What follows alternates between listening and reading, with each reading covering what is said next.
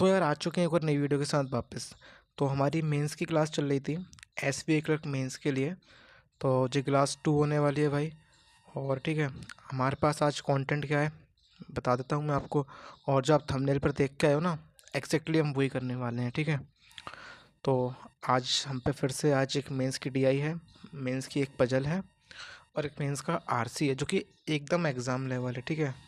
जो कि एकदम एग्ज़ाम लेवल है, कोई कॉम्प्रोमाइज़ नहीं किया भाई मैंने इसमें, ना ऊपर रखा है ना नीचे, बिल्कुल एग्ज़ाम लेवल है, ठीक है। तो इसकी मैं आपको श्योरिटी देता हूँ। तो चलते हैं आगे। तो मेरा छोटा सा इंट्रोडक्शन है भाई। मेरा नाम सार्थक जैन है। मैंने IBPS RRB PO mains 2024 clear किया हुआ है। IPS PO मेंस 2023 क्लियर किया है और अभी तक के प्री जो एग्ज़ाम है 24 के मैंने क्लियर कर रखे हैं। और मैं कंटेंट राइटर भी हूँ, ठीक है। और जो मेरा टेलीग्राम है, आपको यहाँ पे आपको PDF मिल जाया करेगी। तो ये छोटा सा इंट्रोडक्शन था आपको बताने के लिए, बस। इसके अलावा आगे चलते हैं अब हम। हाँ, तो हम आ चुके हैं अपनी DI पे, ठीक है। तो आप देख सकते हो मेंस में कुछ ऐसी DI आती है भाई, वेरिएबल से भरी। तो पहली बात, वेरिएबल से भाई बिल्कुल मत घबराना आप लोग, ठीक है। मैं आपको स्टेप बाय स्टेप बताऊंगा कैसे हम जो वेरिएबल वाली DI है ना, इनको सॉल्व करते हैं, ठीक है। तो पहले पढ़ लेते हैं भाई। डेटा क्या दिया है। तो भाई थोड़ी तबीयत ख़राब है तो मैनेज कर लेना भाई थोड़ा सा। तो देखते हैं, यहाँ पर दे रखा है कि जो एक गिवन फॉर बार ग्राफ है। यहाँ पे total number of people they रखे हैं जो कि विज़िट करते हैं, कहाँ पे मॉल जाते हैं, ठीक है। जो बार ग्राफ दिया हुआ है यहाँ पे बता रहा है कि टोटल नंबर ऑफ़ पीपल जो कि मॉल जा रहे हैं। और जो जो भाई यहाँ पे देख रहे हो टेबल, यहाँ पे इनका रेशो दे रखा है कि जो बोलते हैं मेल्स और फीमेल्स का, जो कि रेस्पेक्टिव डेज पे, यानी मंडे को जा रहे हैं, ट्यूसडे को जा रहे हैं। यहाँ पे टोटल का डेटा दे रखा है, यहाँ पर मेल्स और फीमेल्स का बाइफरकेशन कर रखा है इन्हें रेशो में, ठीक है। और यहाँ पे टोटल कैसे निकालेंगे हम, जो वेरिएबल्स हमको दिए गए हैं यहाँ पे, ठीक है। तो इनको हमको सॉल्व करना है जो नोट को, और यहाँ पे फिर वैल्यूज पुट करके हमको निकालना है। तो इसको करते हैं भाई शुरुआत, ठीक है। तो पहला दिया गया है x बराबर 2y। तो x बराबर हम पे 2y है, ठीक है। अब हम क्या करेंगे भाई, जो बीच वाली है ना, z बराबर x माइनस 20, इसमें हम पुट कर देंगे x की वैल्यू। तो क्या z बराबर, एक सेकंड फिर से लिख लेता हूँ मैं। हाँ, z बराबर हम x की वैल्यू उठा के नीचे डाल देंगे। x की वैल्यू क्या थी, 2y थी। तो 2y माइनस 20 हो जाएगी z की वैल्यू। अब क्या करेंगे भाई, जो तीसरी इक्वेशन है ना जो वाली, इसमें हम जो बाय बराबर जेड माइनस 30 लिखा है, तो जेड की जगह हम एग्जैक्टली जो उठा के रख देंगे पूरा, ठीक है। पूरा जो उठा के रख देंगे। तो अब देखते हैं। तो ठीक है, क्या आई है हमारी, 2y माइनस 20 आई है। तो बाय बाय के बराबर जेड की जगह 2y माइनस 20 रख देंगे हम, और ये हो जाएगी हमारी -30, ठीक है। तो माइनस माइनस जो हो जाएगा प्लस, सॉरी माइनस माइनस -50 हो जाएगी। जो ऊपर लिख दे रहा हूँ भाई, देखना अच्छे से। और जो 2y इधर जाएगा तो बाय माइनस बाय बराबर -50। तो y की वैल्यू कितनी आ गई भाई, 50 आ गई, ठीक है। मैंने ये क्वेश्चन सॉल्व कर ली, तो y की वैल्यू मेरे पे 50 आ चुकी है। अब मैं यहाँ पर लिख देता हूँ आपके सामने, एक बार कलर भी बदल लेता हूँ भाई, ठीक है। y की वैल्यू 50 आ गई थी, ठीक है। अगर भाई आपको नहीं समझ में आया ना, तो प्लीज़ एक बार पीछे करके देख लेना, रिवाइंड करके। तो x की वैल्यू क्या आ जाएगी वहाँ पे, 2y यानी कि 100 आ जाएगी, ठीक है। बाय बराबर z माइनस 30। तो बाय z से 30 कम है, तो z 30 ज़्यादा होगा बाय से ऑब्वियसली। तो z की वैल्यू क्या आ जाएगी सर, 80 आ जाएगी। यहाँ पे लिख देता हूँ मैं, z की वैल्यू 80 आ जाएगी। अब हम जो पूरा कैलकुलेट कर सकते हैं सर। जैसे जो आप मंडे का डेटा देखोगे ना, तो यहाँ पर लिखा हुआ है x plus 6y। X plus 6y यानी कि आप जल्दी जल्दी करना भाई, आप मेंस के लिए जा रहे हो। तो x प्लस 6y मतलब 50, 50 5 छक्के 30 यानी 300, 300 और 100 जो जाएंगे 400। मंडे का डेटा तो मैं यहाँ लिख देता हूँ, ठीक है। मंडे का 400। जो 10y है, 10y यानी कि 50 इंटू 10y, तो जो जाएगा 500। जो दिया है 5 ब्रैकेट में जेड माइनस 10, तो जेड कितना था भाई, 80। 80 माइनस 10 मतलब 70। 70 पंजे 350, 350 ईजी है ना। यहाँ पे दिया रखा है 5z plus Y. 5z, Z कितना है 80। 80 और 5 80 इंटू 5 400, 400 प्लस 50 450। अब इसको हम जो है इसमें बाइफरकेट कर देंगे, ठीक है। तो मन में करते हैं भाई जल्दी जल्दी। तो 3:5 दिया है, 3 और 5 8, 8 के बराबर 400। एक मैं कैलकुलेट करके बता देता हूँ, जैसे 8 400 है, 3:5 दिया गया तो 8 यूनिट के बराबर होगी। तो मेल्स कितने हो जाएंगे भाई, 8 8 पंजे 3 पंजे 15 यानी कि 150। तो 400 में से 150 घटाएंगे तो 250। तो ऐसे कर देना है, रेशो में बाइफरकेट करना है। 2 और 3 का रेशो 2 और 3 5, तो एक पार्ट 100 और दो पार्ट 300, 200 और 300 जो हो जाएंगे। 4 और 3 7, 350 को हमको इस रेशो में बांटना है। तो 4 और 3 7, 7 बराबर 350, एक यूनिट मतलब एक पार्ट 50 होगा। 50 का 4 गुना 200 और बाकी का 150। अब इसको भी बांटना है इस रेशो में। 5 और 4 9, 9 से काटेंगे 50 बार जाएगा तो ये 250 और 200। भाई आप भी एक बार कैलकुलेट करके देखना पॉज करके, ठीक है, फिर आप जल्दी समझ लेना इसको। मैंने जल्दी जल्दी क्यों करवाया, क्योंकि भाई मेंस देने जा रहे हो आप, तो ये चीज़ें आपको आनी चाहिए, जल्दी जल्दी करना, बेसिक नहीं है ये, ठीक है। तो जो पूरी टेबल मैंने आगे बना रखी है आपके लिए, तो उसी के बिहाफ पे हम क्वेश्चंस करेंगे। तो हम x की वैल्यू 100 थी, y की वैल्यू 50 थी, z की वैल्यू 80 थी। चलते हैं आगे। तो जो टेबल है यहाँ पे पूरी यहाँ पे मैंने पूरा सॉल्व करके डेटा लिखा हुआ है, ठीक है। तो z की वैल्यू क्या थी, 80 थी। तो उस पर क्वेश्चन है कि जो मेल्स विजिट करते हैं फ्राइडे, अब फ्राइडे का डेटा आ गया, जो फ्राइडे को मेल विजिट कर रहे हैं ना, वो z प्लस 20% अधिक है जो पीपल विजिट कर रहे हैं मंडे को। मंडे को कितने हैं भाई, 400 लोग हैं। तो z प्लस 20 यानी 100% अधिक होंगे, यानी 200% होंगे। परसेंटेज 2 जीरो जाएंगे तो कितना हो जाएगा, 2 4 जा 800 हो जाएगा जी, ठीक है सर। और उसने बोला है कि जो मेल्स और फीमेल्स का रेशो है ना फ्राइडे को, वो 4:5 है। तो मेल्स मेल्स हो जाएंगे तो फीमेल्स हो जाएंगी 5 यूनिट। 200 से काटेंगे तो कितना हो जाएगा, 1000 फीमेल्स हो जाएंगी सर हमारी 1000 फीमेल्स हो जाएंगी सर हमारी। तो 800 मेल्स से 1000 फीमेल्स थी, ठीक है। तो उसने बोला total number of people visit करते हैं फ्राइडे को कितने हैं वो, तो 1000 और 800 1800 होते हैं सर। तो ऑप्शन सी आंसर हो जाएगा इसका। तो आगे चलते हैं। अब नेक्स्ट क्वेश्चन दे रखा है कि find the ratio between total number of males जो मंडे और ट्यूसडे को जाते हैं। तो भाई वो 350, और जो हमारी फीमेल्स हैं वो जो वेडनेसडे और थर्सडे को जाते हैं वो इतने हैं 350। तो भाई ये तो 1:1 आंसर हो जाएगा। अब आपने पूरी पता डेटा आपने एक बार कैलकुलेट कर लिया तो क्वेश्चन बनाना इतना ईजी नहीं होता DI में, ठीक है। बस आपको इम्पोर्टेंट है कि आपको डेटा कैलकुलेट करना आना चाहिए। चलते हैं आगे। यहाँ बोलता है कि जो चिल्ड्रन विजिट करते हैं मंडे को, वो इक्वलेंट डिफरेंस बिटवीन मेल्स और फीमेल विजिट करते हैं सेम डे को। तो मेल्स फीमेल्स का डिफरेंस कितना है मंडे को, 100 है। तो 100 हमारे चिल्ड्रन हो जाएंगे, ठीक है। और उसने बोला है कि जो ट्यूसडे को चिल्ड्रन विजिट कर रहे हैं 5% अधिक हैं मेल जो कि वेडनेसडे को विजिट करते हैं इनसे 5%। बाई की वैल्यू कितनी थी सर, 50 थी। तो 50% अधिक यानी 200 को 50% 100 और जोड़ देंगे इसमें तो 300 हो जाएंगे हमारे चिल्ड्रन, ठीक है। चिल्ड्रन कब के हो जाएंगे जी, आपके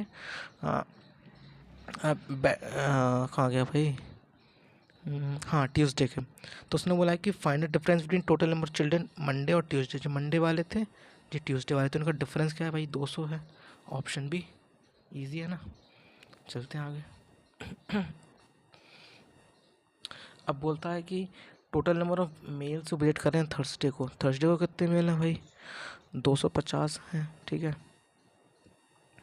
वो कितना परसेंट है टोटल नंबर ऑफ पीपल जो विजिट कर रहे हैं मंडे और ट्यूसडे को। मंडे और ट्यूसडे को टोटल पीपल कितने हैं, 900 जी। परसेंटेज कितना हो जाएगा, 0 से 0 कटेंगे तो 9 दूनी 18 बचेगा 4, तो कितना हो जाएगा 18, सॉरी 7 बजेगा ना, 18 से कटेगा तो लगभग 9 7 63 आएगा, 27% कुछ आएगा भाई। तो ऑप्शन में तो है ही नहीं है, तो ऑप्शन ई आंसर हो जाएगा इसका। ऐसे कर सकते हैं जल्दी जल्दी, ठीक है। तो चलते हैं आगे यार, जो तो हो गई हमारी DI। इसकी मैं PDF आपको दे दूंगा टेलीग्राम पे, तो आप उससे फिर से कर लेना सॉल्व। चलते हैं आगे, चलो जी। एक क्वेश्चन और है हम पे। अच्छा, एक क्वेश्चन और बचा है अभी। जो क्वांटिटी वन बोलती है कि जो एवरेज नंबर ऑफ मेल है ना वेडनेसडे और थर्सडे को, वो कितने हैं। तो वेडनेसडे को 200, थर्सडे को 250। 200 और 250 कितने होते हैं, 450। तो एवरेज कितने हो जाएंगे भाई, 225 हो जाएंगे। तो Q1 आ गया 225। ठीक है जी। एवरेज नंबर ऑफ फीमेल्स जो ट्यूसडे और वेडनेसडे को जाती हैं, 300 और 150 जे भी सेम है भाई, तो करने की जरूरत ही नहीं है, से भी 225 हो जाएगा जी। तो Q1 is equal to Q2 हो जाएंगे। ठीक है, तो जो क्वेश्चन भी आजकल एग्जाम में काफ़ी फ्रेम होते हैं, है ना। तो चलते हैं आगे, DI हमारी समाप्त। अब भाई ये मेंस का पजल है, ठीक है, मेंस का पजल है, तो उसको आप पॉज करके सॉल्व करना, और हिंदी में भी दे रखा है नीचे। तो हिंदी मीडियम वाले बच्चे या तो स्क्रीनशॉट ले लो या फिर इसकी फ़ोटो खींच लो। तो चलते हैं, हम इसे सॉल्व करेंगे, है ना। आप पॉज करके सॉल्व कर लेना भाई इसे, ठीक है। तो डेटा क्या दे रखा है इन्हें कि 8 persons with having different number of chocolates, 8 लोग हैं जो डिफरेंट नंबर जिन पर चॉकलेट्स हैं, ठीक है। वो 2 पैरेलल रो में बैठे हुए हैं। Person ABCD are sitting in row 1 facing towards north, और जो PQRS है वो साउथ देख रहे हैं। मतलब नॉर्मल पैरेलल रो वाला पजल है भाई, ठीक है। तो ठीक है, इसलिए पजल में क्या होता है ना भाई, जो इन्फॉर्मेशन लिखी है उसे अच्छे से पढ़ना होता है बस, फिर आप सॉल्व कर लिया करोगे, ठीक है। तो हम यहाँ पे क्या करते हैं, एक प्रोजेक्शन बनाएंगे, दो मतलब पॉसिबिलिटी लेके चलेंगे, ठीक है। पॉसिबिलिटी पे मतलब पॉसिबिलिटी पे ही बनते हैं पजल से, हमेशा याद रखना। कभी कोई वो नहीं होता इसमें, पॉसिबिलिटी आपको बनानी पड़ेगी। तो जो हमारी रो 2 है, जो हमारी रो 1 है, जो कि ABCD वाले बंदे हैं,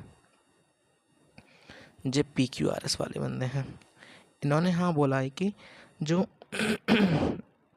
रो 1 वाले हैं ना, उन पर 139 चॉकलेट्स हैं। रो 1 पर 139 चॉकलेट्स हैं इन लोगों पे, ठीक है, टोटल। और इन पे कितनी चॉकलेट्स हैं, 136 चॉकलेट्स हैं टोटल इन पे, ठीक है जी।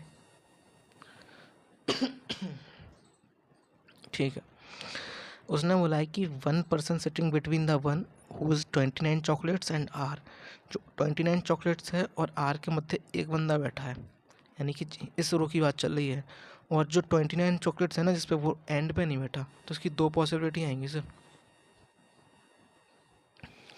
20 देखो, 29 वाला यहाँ तो नहीं बैठेगा, तो 29 वाला या तो यहाँ आएगा, ठीक है, 29 वाला या तो यहाँ आएगा या फिर यहाँ आएगा। तो भाई थोड़ा मैनेज कर लेना यार थोड़ा, ठीक है।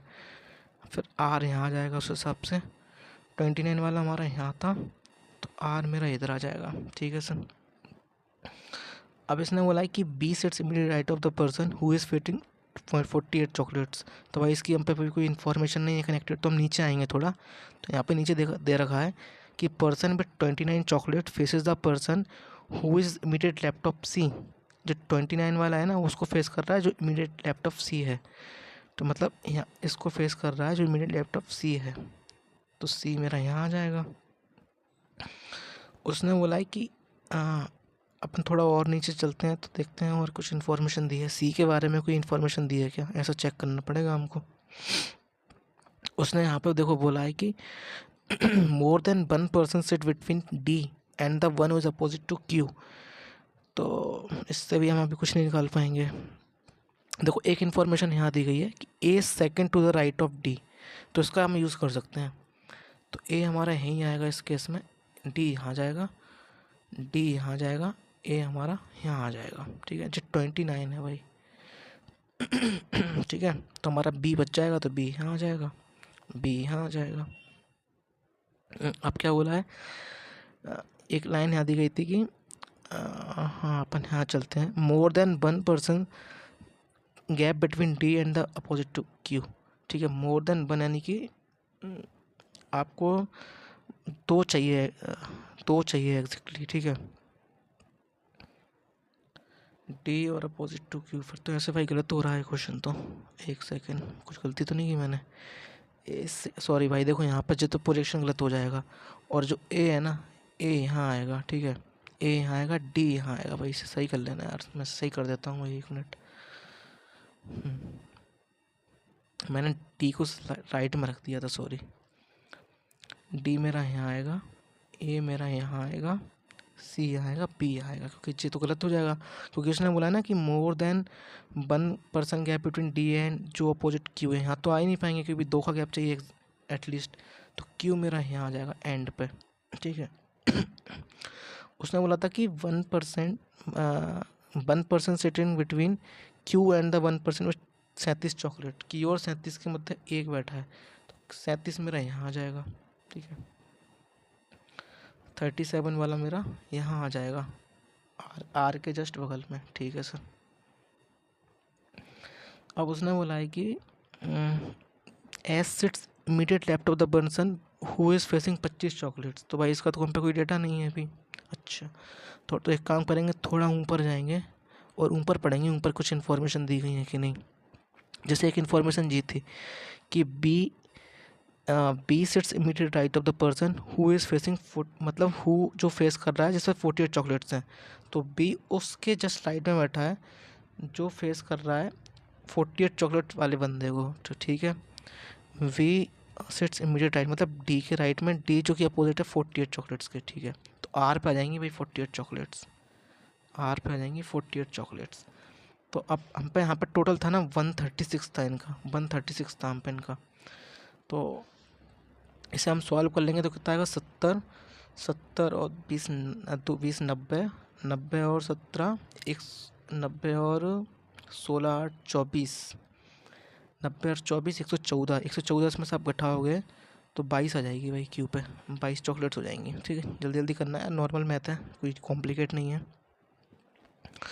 अब यहाँ पे नीचे वाला डेटा पढ़ लेते हैं हम पे। ए से रिलेटेड कुछ इन्फॉर्मेशन थी हम पे, सॉरी एस से रिलेटेड जो है कि S sits immediate left of the person who is facing 25 chocolates. नहीं, इस पे तो भाई कोई इन्फॉर्मेशन नहीं है। अब क्या करेंगे, हाँ हम पे कौन कौन मिसिंग है, पी और एस मिसिंग है भाई, पी और एस, ठीक है। तो एक काम करते हैं, B sits four than 1% gap between D and the one, ठीक है। 19 chocolates sits immediate left the one 37 chocolates. अच्छा, यहाँ पे लिखा है जो 19 चॉकलेट है ना जिस पे वो जस्ट राइट में बैठा है जो कि फेस कर रहा है 37 चॉकलेट वाले बंदे को, तो 37 तो इसमें है, तो 19 वाला यहाँ जाएगा, ठीक है, सिंपल है। यहाँ पे लिखा है पर्सन विद 25 चॉकलेट्स, थोड़ी कन्फ्यूज़न हो रही होगी ना यार।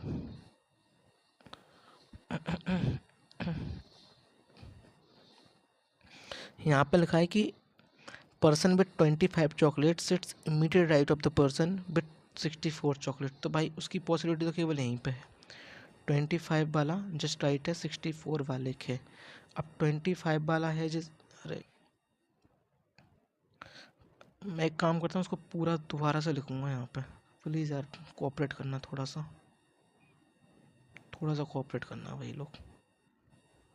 25 64 और जो है, ठीक है यही था ना अभी मेरे पे, हाँ ठीक है चलो क्लियर है। अब इसमें बोला था कि S set immediate depth of person who is facing 25, तो एस यहाँ आ जाएगा, ठीक है, एस यहाँ आ जाएगा, बच्चा कुछ पी यहाँ आ जाएगा, ठीक है। आप एक बार भाई सॉल्व कर लेना इसे अच्छे से, तो ये मेरा पूरा डेटा आ जाएगा। अब यहाँ पे इनका मिसिंग है कि डी और सी के नंबर कितने हैं, ठीक है, वो हम देख लेते हैं। यहाँ पे कुछ दिया था, इसकी इन्फॉर्मेशन कुछ दी थी डी के रिलेटेड कि कुछ 19 चॉकलेट करके दिया था, पर्सन विथ 29, नहीं यहाँ पे भी नहीं आएगा। एस जी वाला डेटा हम पे हो चुका है, इसको पूरा पढ़ लेता हूँ शुरू से।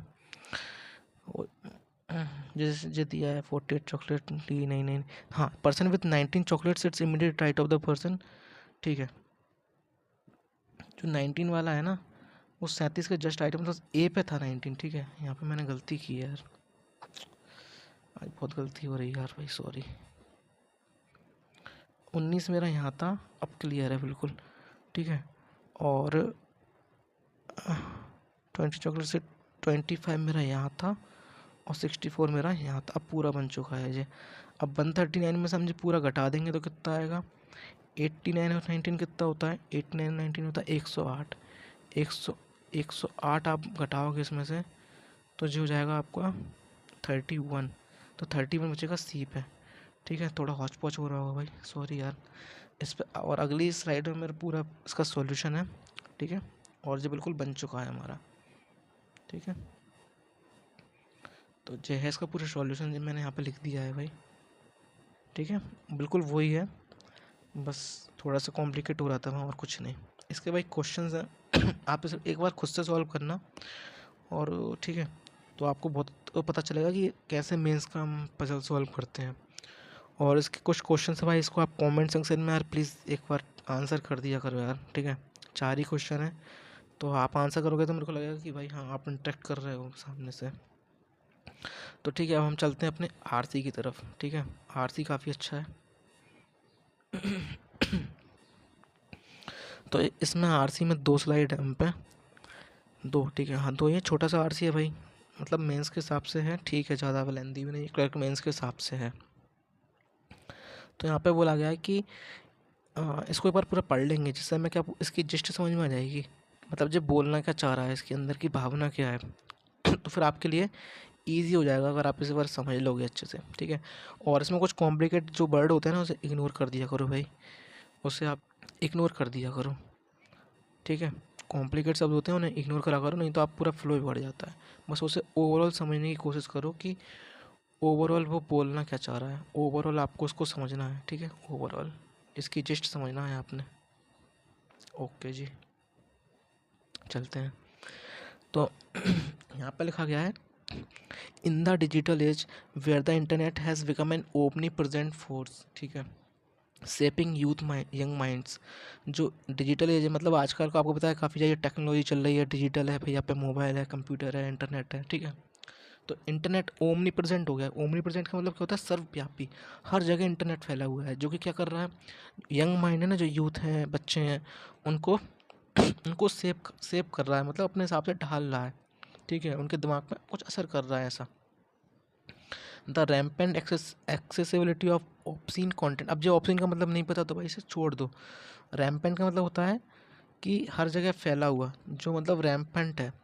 एक्सेसिबिलिटी है of content social media streaming platform in India is emerged as an insidious means. Okay, अच्छा, मतलब यहाँ पे जो बोलना चाह रहा है कि जो प्रेजेंस है, मतलब सोशल मीडिया की प्रेजेंस है और स्ट्रीमिंग जो प्लेटफॉर्म्स है इंडिया में, वो मीन्स मतलब क्या होता है, खतरा है, कुछ खतरे की बात की गई है यहाँ पे। अच्छा, मैं नहीं पता भाई कैसा खतरा है, तो पढ़ लेंगे थोड़ा आगे। डिस्पाइट रेगुलेटरी फ्रेमवर्क्स के बावजूद एंड कंटेंट मॉडरेशन पॉलिसीज में है, मतलब गवर्नमेंट क्या होता है, पॉलिसी बनाती है ना कि कुछ इशू तो नहीं हो रहा है इसमें। ठीक है, कुछ भी तो कंटेंट नहीं चल रहा, तो उस मतलब पॉलिसी है और रेगुलेटरी फ्रेमवर्क भी हैं, लेकिन जो मटेरियल है ना, रेंजिंग फ्रॉम बल्गर लैंग्वेज का मतलब होता है कि एक बेकार सी लैंग्वेज, कोई मतलब उसका कोई गलत मीनिंग निकले। बल्गर लैंग्वेज मतलब आप समझ सकते हो ना, कोई जो कंट्रोवर्सी क्रिएट कर दे, ऐसी कोई लैंग्वेज। तो बल्गर लैंग्वेज से लेके ग्राफिक इमेजिनरी, जो कि वर्चुअल स्पेयर में मतलब फैली हुई हैं हर जगह। सोशल मीडिया पे आप देखते हो ना, काफ़ी कंट्रोवर्सी रहती है भाई, कुछ भी चल जाता है भाई सोशल मीडिया पे, तो उसकी बात कर रहा है, मतलब पूरा नेगेटिव से। Often bypassing the rudimentary age restrictions imposed by these platforms. आपने देखा होगा काफ़ी एज रेस्ट्रिक्शंस लगाए जाते हैं सोशल मीडिया ऐप पे, लेकिन कुछ होता नहीं है, वो चीज़ को बाईपास कर जाती है। आप देख रहे हो बच्चे बच्चे पास सोशल मीडिया है, कुछ भी आप रेस्ट्रिक्शन लगा लो, फ्रेमवर्क लगा लो, रेगुलेटरी, लेकिन तो भी जो सोशल मीडिया है ना, वो काफ़ी ज़्यादा एक सोशल मीडिया मतलब डिजिटल एज काफ़ी ज़्यादा इम्पेक्ट कर रही है हम लोगों को। अच्छा, अब यहाँ पर बोला है the impressionable psyche of minors. Minors मतलब होता है छोटे, जो जो 18 से कम के होते हैं।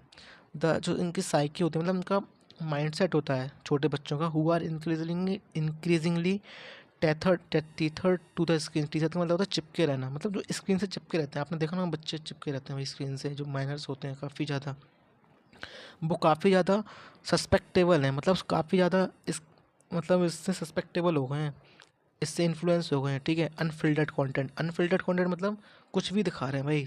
आपने देखा हो ना, सोशल मीडिया पे कुछ भी चल रहा है, मतलब अनफिल्टर्ड है, फिल्टर नहीं है। फिल्टर होता तो मतलब कोई चीज़ें सोच समझ के डाली जाती हैं, लेकिन आजकल आप देख रहे हो इंस्टाग्राम पे, सोशल मीडिया पे, हर जगह अनफिल्टर्ड कंटेंट ज़्यादा मिलता है।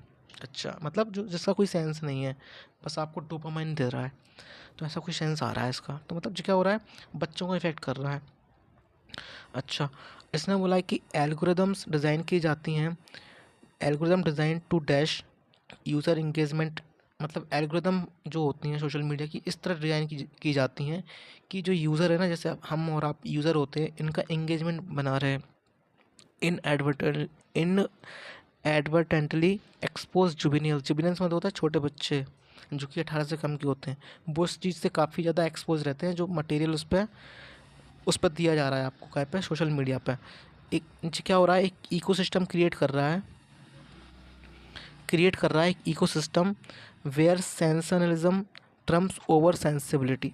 इसका सेंसनलिज्म का मतलब होता है कि भाई आपकी रेशनल थिंकिंग, आप आजकल बिना कुछ सोचे समझे सोशल मीडिया पे आप कुछ भी देखते रहते हो, आपको पता नहीं होता भाई कि आप जो देख रहे हो आप क्यों देख रहे हो, कोई सेंसनलिज्म नहीं है, मतलब आप अपने आप से क्वेश्चन नहीं करते, माइंडफुलनेस नहीं है, ठीक है, तो वो कहीं ना कहीं वो चीज़ बीट कर जाती है, ठीक है। सेंसनलिज्म मतलब, सॉरी, सेंसिबिलिटी होती है जो आपकी रेशनल थिंकिंग होती है। सेंसनलिज्म का मतलब होता है कि आपको डोपामाइन मिल रहा है बस, उससे और कुछ नहीं मिल रहा, वो चीज़ आपके कहीं ना कहीं सेंसिबिलिटी आप जो होती है आपकी सोचने समझने की शक्ति, उसको कहीं ना कहीं ओवर कर जाती है, उसको कहीं ना कहीं बियॉन्ड चली जाती है, ठीक है। अब बोला है कि द इंडियन डिजिटल लैंडस्केप, जो इंडिया का डिजिटल लैंडस्केप है, दो रैपिडली इवॉल्विंग, काफ़ी तेज़ी से इवॉल्व हो रहा है हमारा इंडिया का जो डिजिटल लैंडस्केप है, ठीक है। ग्रैपल्स विद डिकोटोमी का मतलब होता है कि भाई कुछ चीज़ों में कॉन्ट्रास्ट होना, जैसे कि पैराडॉक्स बोल सकते हैं इसको, पैराडॉक्स होता है ऑन द, मतलब क्या होता है, दो तीन चीज़ों की बात की गई है। एक तो क्या है भाई, जो गवर्नमेंट है, हमारी सरकार है, वो मैंडेट करती है, वो मतलब वो कहती है कि मैंडेट करती है stringent censorship for cinematic releases, मतलब जो हमारी फिल्में दिखाई जाती हैं, आपको पता है बॉलीवुड में जो भी चलती हैं, तो उन पर काफ़ी ज़्यादा हमारी गवर्नमेंट उन पर रूल लगाए बैठी हुई है, ठीक है। मतलब एक तो बात की गई है कि एक तरफ तो ऐसा है कि गवर्नमेंट हमारी इन पर पॉलिसीज़ लगाती है, ठीक है, मैंडेट करती है, काफ़ी ज़्यादा सेंसरशिप मतलब होता है कि पाबंदियाँ लगाना, सिनेमैटिक रिलीजेस मतलब हर कुछ ना दिखाते। और दूसरी सब की तरफ क्या हो रहा है कि जो कंटेंट है ना सोशल मीडिया पे, प्रोलिफिक अनचेक, मतलब उसको कोई चेक नहीं कर रहा, सोशल मीडिया जैसे इंस्टाग्राम हो गया, यूट्यूब हो गया, ओटीटी सर्विसेज हो गई, वहाँ पे कुछ और ही चल रहा है, उन पे कुछ कुछ एक्शन नहीं लिया जा रहा, तो ये एक मतलब एक पैराडॉक्स बना हुआ है हमारे देश में, ऐसा कुछ बोलना चाह रहा है ये। तो the inadequacy of existing digital safeguard is further exacerbated by proxy servers and VPNs. अब ये क्या है भाई, जैसे इन चीज़ों को रोकने के लिए कुछ डिजिटल सेफगार्ड्स ही बनाए गए हैं, लेकिन ये कुछ काम नहीं आ रहे, ठीक है। जैसे आपने देखा होगा कोई चीज़ अगर बैन हो जाती है ना, तो उसे लोग यूज़ कर लेते हैं वीपीएन का यूज़ करके, इसको बोलते हैं वर्चुअल प्राइवेट नेटवर्क, तो इसका लोग यूज़ करके वो चीज़ को एक्सेस कर सकते हैं जो चीज़ हमारे देश में बैन है, तो वो कहीं ना कहीं काफ़ी नेगेटिव पूरा है, जो पैराग्राफ आप देख रहे हो पूरा नेगेटिव है, ठीक है। विच विच अलाउ टैक्स सेवी टीनेजर, जो टीनेजर्स होते हैं टैक्स सेवी मतलब जो काफ़ी ज़्यादा टेक्नोलॉजी मतलब ज़्यादा जानते हैं टीनेजर्स, उनको मतलब कनेक्टेड रखती है उस चीज़ से, ठीक है। सरकमबैट रेस्ट्रिक्शंस विथ डिसकंसर्टिंग ईज, मतलब पूरा उनका जो सोशल मीडिया का टारगेट होता है कि कैसे भी ना कैसे जो टीनेजर्स होते हैं उनको टारगेट बनाया जाए, और और बस ये यूज़ करते रहे हमारा सोशल मीडिया प्लेटफॉर्म, बस हमारा चलता रहेगा। तो ऐसी पूरी बात की गई है इसमें, ठीक है, इसकी पूरी जिस्ट समझ में आई है मेरे को। आगे चलते हैं। द साइकोलॉजी रेमिफिकेशन, साइकोलॉजिकल मतलब दिमाग से रिलेटेड, रेमिफिकेशन मतलब होते हैं परिणाम, ठीक है, जो उसके परिणाम होते हैं, मतलब एक्सपोजर, आप एक्सपोज होते हो उससे, सोशल मीडिया से आप चलाते हो, उससे क्या होता है, डिसेंसिटाइजेशन बढ़ता है, मतलब आपकी जो सोचने समझने की शक्ति है वो कम होती है। डिस्टॉर्टेड परसेप्शन ऑफ रिलेशनशिप्स, जो आपकी रिलेशनशिप्स हैं उसकी कहीं ना कहीं गलत पिक्चर दिखाई जाती है। एंड इन एक्सट्रीम केस में क्या होता है, आपका बिहेवियरल एवरेशंस हो जाता है, मतलब आप जो रियल में हो ना, तो आप वो नहीं होते, आप जो सोशल मीडिया पे देखते हो आपका वैसा बिहेवियर उस हिसाब से बन जाता है, तो वो चीज़ बोल रहा है। Moreover the pervasive normalisation of obscenity erodes cultural ethos, जिस चीज़ क्या हो रहा है, हमारे जो कल्चरल एथोस है ना उस चीज़ को भी काफ़ी इम्पेक्ट कर रही है। एक अलार्मिंग जनरेशन रिफ्ट है, मतलब एक समझ रहे हो, जनरेशन लिफ्ट बन चुकी है। When traditional value clash with the hyper sexualised narratives propagated online. मतलब ऐसा है ना कि पहले की जनरेशन और आज की जनरेशन में काफ़ी फ़र्क है, तो इनमें कहीं ना कहीं एक वो क्रिएट कर रही है जो कहीं ना कहीं एक, समझ सकते हो, एक कॉन्फ्लिक्ट है, रिफ्ट है, ठीक है। आजकल देख रहे हो आप, हाइपर सेक्सुअलाइज चीज़ें आपको काफ़ी ज़्यादा प्रोपेगेटेड हो रही हैं। प्रोपेगेट मतलब फैल नहीं है, ठीक है। While regulatory interventions, regulatory interventions भी हैं, जैसे कि आईटी रूल्स हैं 2021, जो कि एम करते हैं, जो प्लेटफॉर्म्स होते हैं ना ऐसे, जैसे जो इंस्टाग्राम वगैरह, इनको अकाउंटेबल ठहराने के लिए जो कुछ भी दिखा रहे हैं। Enforcement remains a Sisyphean task made by legal loopholes and the sheer expanse of digital content. मतलब जो बोलना चाह रहा है कि हालांकि आप पे वो तो है, मतलब आप रूल्स तो लाए हो, बट आपके जो रूल्स हैं, जो रेगुलेशंस हैं, वो उनमें काफ़ी ज़्यादा लूप होल्स हैं, ठीक है। और बस यही बात की गई, आप इतना समझ लो। द ओनर्स देयर फोर, जो ओनर्स से बाहर है जो हम पे, therefore extend beyond policy makers. It necessitates a concerted effort, एक कंसर्टेड एफर्ट की ज़रूरत है पेरेंट्स द्वारा, एजुकेटर द्वारा, एंड टेन टेक कॉन्ग्लोमेरेट्स। इसका मतलब होता है कि छोटी छोटी कंपनी बन के एक कंपनी बनती है। जो टेक कंपनियां हैं, एजुकेटर्स हैं, पेरेंट्स हैं, इनको कंसर्टेड एफर्ट लगाना पड़ेगा, जिससे हम एक रोबस्ट फायरवॉल तैयार कर सकें, जहाँ पे हम डिजिटल लिटरेसी को बढ़ावा दें, and discerning mindset among the youth. मतलब हमारे अवेयरनेस फैलाने की ज़रूरत है हमको यूथ में, ठीक है। जिससे कि हम जो सोशल मीडिया का जो यूज़ है ना बच्चों पर, जो ज़्यादा बच्चे यूज़ कर रहे हैं, उसको कहीं ना कहीं हम रोकें उसे। अब यहाँ बोला है कि विदाउट अ प्रोएक्टिव स्टेज, अगर हम कोई ऐसा एक्शन नहीं लेते हैं, तो India risk fostering a generation incident in the web. भाई काफ़ी कॉम्प्लिकेट वर्ड है, ठीक है। India risk fostering a generation incident in the web of moral ambiguity, where the line between entertainment and exploitation grows increasingly instinct. मतलब बोल रहा है कि ऐसी, अगर हम कोई ऐसा एक्शन नहीं लेते हैं ना, तो बस ये चीज़ बढ़ती जाएगी। इंटरटेनमेंट और एक्सप्लॉयटेशन में कोई फ़र्क नहीं बचेगा ज़्यादा, ठीक है। ज़्यादा कोई फ़र्क नहीं बचेगा। हम सोचते हैं कि हम सोशल मीडिया अपने इंटरटेनमेंट के लिए यूज़ करते हैं, लेकिन आजकल तो भाई कुछ और ही हो रहा है, आपको पता ही है। तो इसके हम पूरा जिस्ट समझ में आ चुकी है कि ये सोशल मीडिया को काफ़ी ज़्यादा वो कर रहा है, क्रिटिसाइज़ कर रहा है पैसेज। तो इसके क्वेश्चंस क्या हैं, देख लेते हैं भाई। What can be inferred about the effectiveness of the current regulatory measures in curbing content online?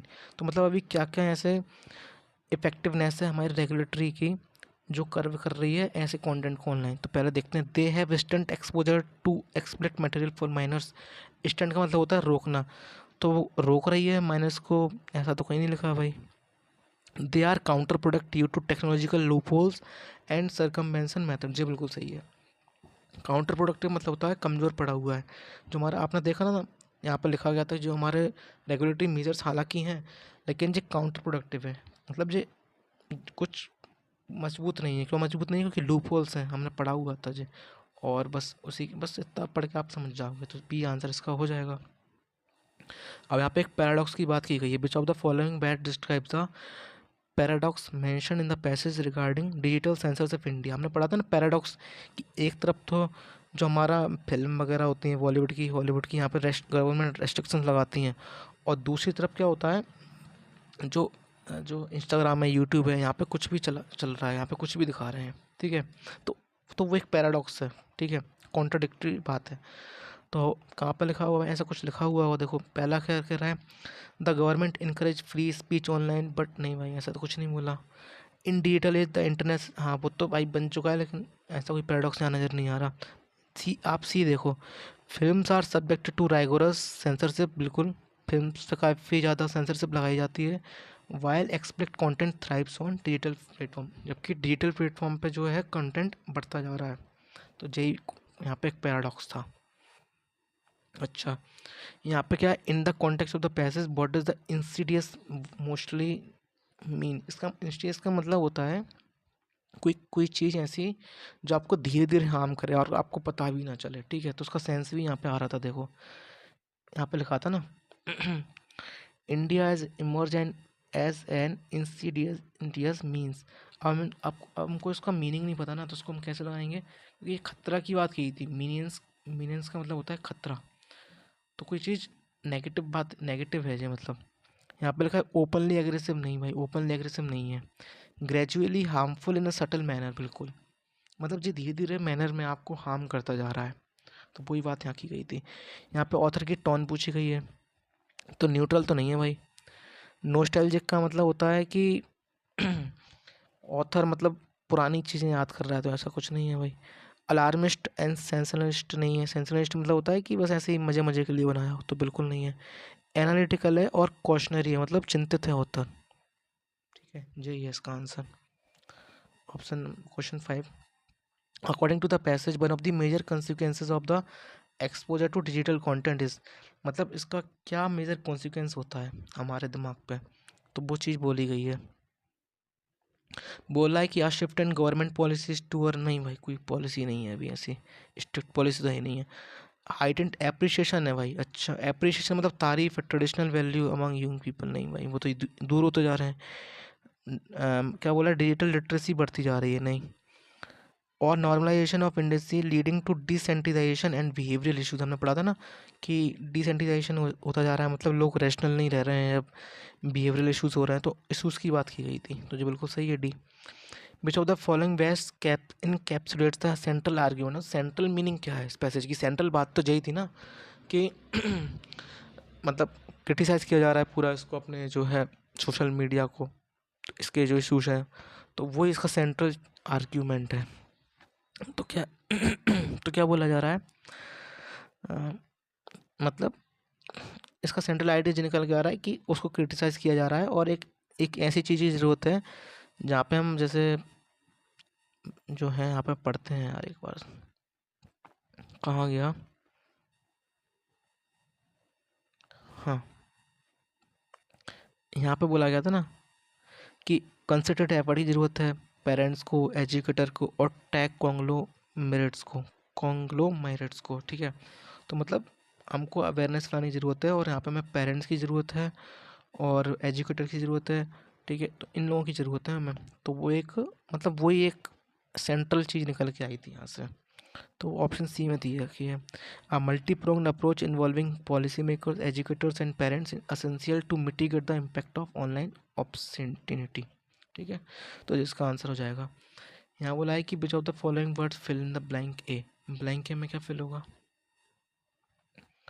तो ब्लैंक ए दे रखा है, एल्गोरिदम्स, एल्गोरिदम डिज़ाइन की जाती है टू डैश यूज़र इंगेजमेंट, तो भाई एल्गोरिदम कैसी बनाई जाएंगी, जो यूज़र का क्या करेंगे, इंगेजमेंट बढ़ाएंगी घटाएंगी, तो ऑब्वियसली बढ़ाएंगी, इसलिए ऐसी एल्गोरिदम बढ़ाई जाती हैं सोशल मीडिया द्वारा।